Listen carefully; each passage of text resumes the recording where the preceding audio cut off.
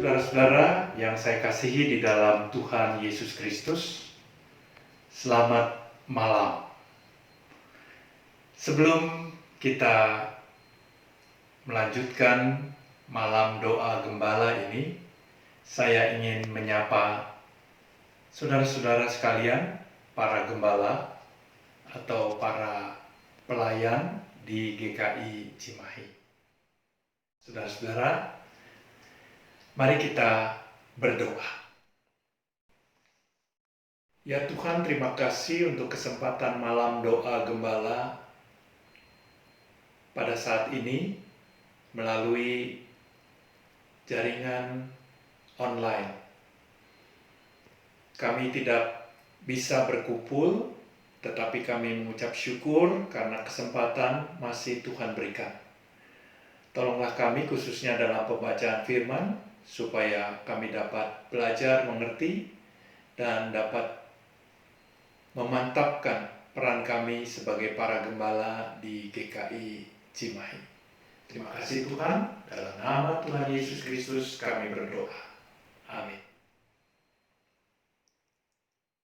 Saudara-saudara, bacaan kita dari Injil Markus. Markus pasal yang kedua ayat 1 sampai yang kelima, dan dilanjutkan dengan ayat yang ke-11. Demikian firman Tuhan. Kemudian sesudah lewat beberapa hari, waktu Yesus datang lagi ke Kapernaum, tersiarlah kabar bahwa ia ada di rumah. Maka datanglah orang-orang berkerumun, sehingga tidak ada lagi tempat, bahkan di muka pintu pun tidak. Sementara ia memberitakan firman kepada mereka, ada orang-orang datang membawa kepadanya seorang lumpuh digotong oleh 4 orang. Tetapi mereka tidak dapat membawanya kepadanya karena orang banyak itu. Lalu mereka membuka atap yang di atasnya. Sesudah terbuka, mereka menurunkan tilam tempat orang lumpuh itu berbaring. Ketika Yesus melihat iman mereka, berkatalah ia kepada orang banyak itu, "Hai anakku, dosamu sudah diampuni. Kepadamu kukatakan, bangunlah, angkatlah tempat tidurmu, dan pulanglah ke rumahmu." Dan orang itu pun bangun, segera mengangkat tempat tidurnya, dan pergi keluar di hadapan orang-orang itu, sehingga mereka semua takjub, lalu memuliakan Allah. Katanya, yang begini belum pernah kita lihat. Saudara, kita patut bersyukur atas apapun yang terjadi dalam kehidupan kita. Mengapa saya katakan demikian? Karena secara online kita punya kesempatan semua. Kalau secara offline kita datang ke gereja, bisa terjadi ada komisi-komisi badan pelayanan yang tidak bisa hadir. Tetapi dengan demikian, dengan cara online ini, semua dimungkinkan untuk bisa mengikuti dari rumah masing-masing. Bahkan kalau terlambat, bisa memutar kembali pada waktu yang lain. Saudara-saudara, dalam kesempatan ini kita diajak untuk melihat satu kegigihan dari orang yang lumpuh. Pada suatu saat Yesus ada di Kapernaum, ada di sebuah rumah, orang banyak berbondong-bondong datang untuk mendengarkan firman Tuhan dan juga mungkin untuk mengalami mujizat Tuhan. Nah, si lumpuh ini tidak mau ketinggalan, saudara-saudara. Poinnya di sini kita melihat bahwa Yesus hadir, Yesus menyatakan kasih dan kuasanya bukan hanya untuk orang-orang yang normal, bukan hanya untuk orang-orang yang sehat, bukan hanya untuk orang-orang yang kuat, tetapi untuk semua orang, termasuk orang yang lemah, orang yang cacat. Nah, bagi kita, saudara-saudara, saat ini mungkin kita ada di dalam kondisi tidak berdaya. Segala sesuatunya terbatas. Mungkin kita mulai jenuh, bosan, ada di rumah, menanti kapan COVID ini berlalu. Kita mulai cemas, panik, bahkan mungkin bisa stres. Masyarakat juga mengalami hal-hal yang demikian.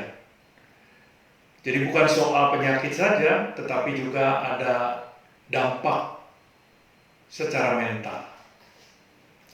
Nah, untuk orang-orang yang seperti kita pada saat ini mengalami kesusahan, mengalami pergumulan, sama seperti si lumpuh itu kita boleh datang kepada Tuhan. Ingat saudara-saudara ya, Matius 11 ayat 28 mengatakan, marilah kepadaku semua yang letih, semua yang lesu, semua yang berbeban berat, aku akan memberi kelegaan kepadamu.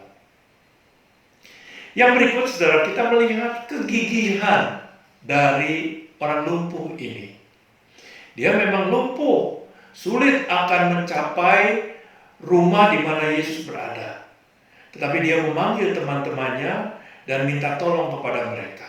Inilah salah satu bentuk kegigihan mereka.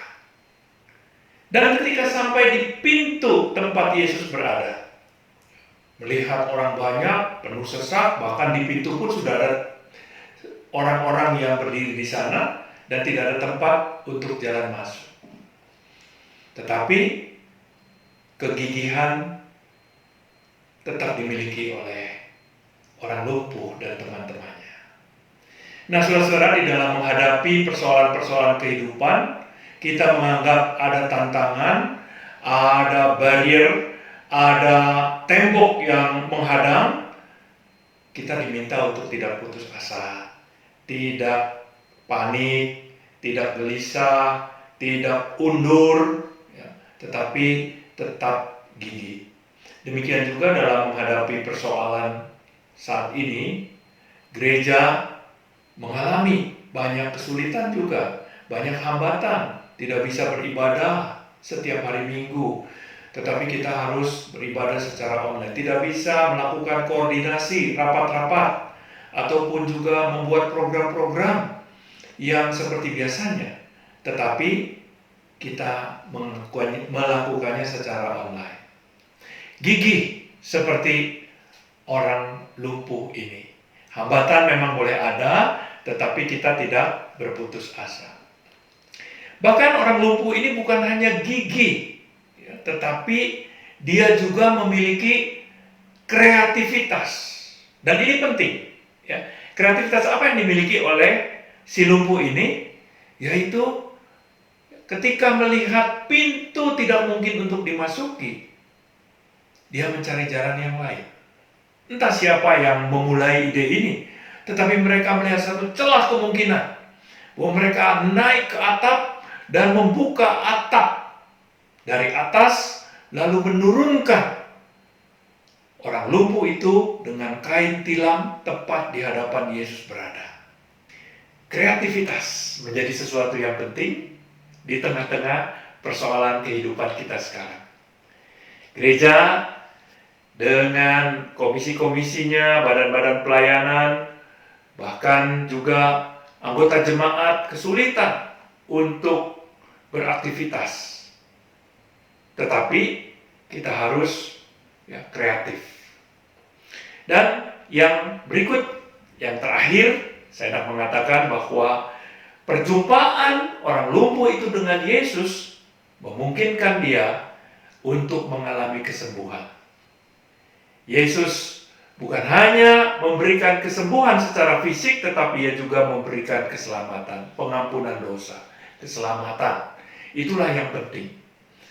Karena itulah dalam acara malam doa gembala ini kita diingatkan untuk terus selalu datang kepada Yesus, mencari Yesus, menyerahkan segala persoalan hidup kita, pergumulan kita. Kita tidak putus asa, tetapi kita tetap berjuang dan berharap Tuhan menolong kita.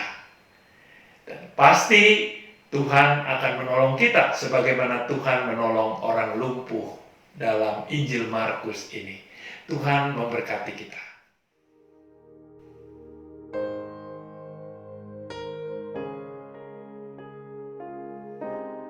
Saudara-saudara, dalam kesempatan ini saya mengajak kita untuk berdoa.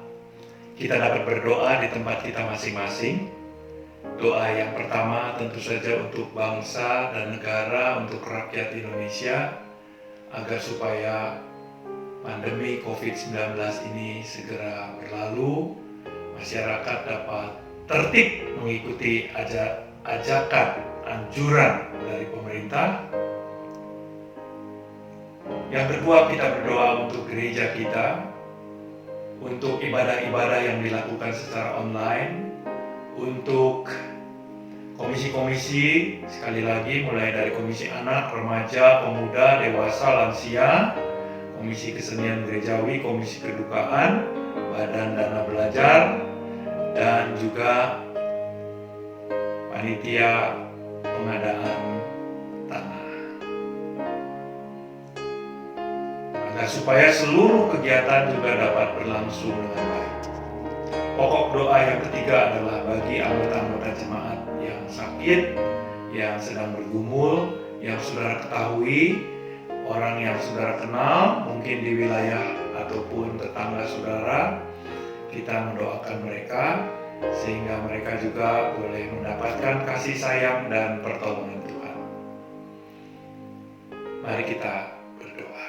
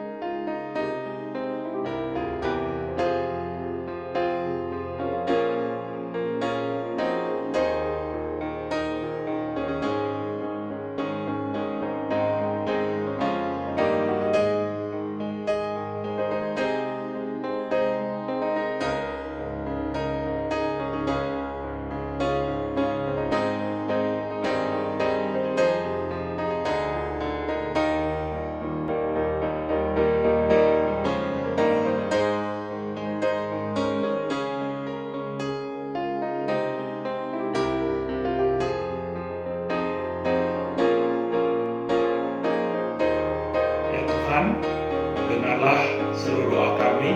Inilah doa yang kami panjatkan dari lubuk hati kami masing-masing, setiap pemirsa yang mengikuti malam doa gembala ini.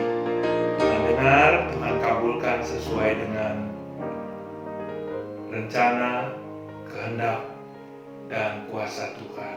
Dalam nama Tuhan Yesus Kristus kami berdoa.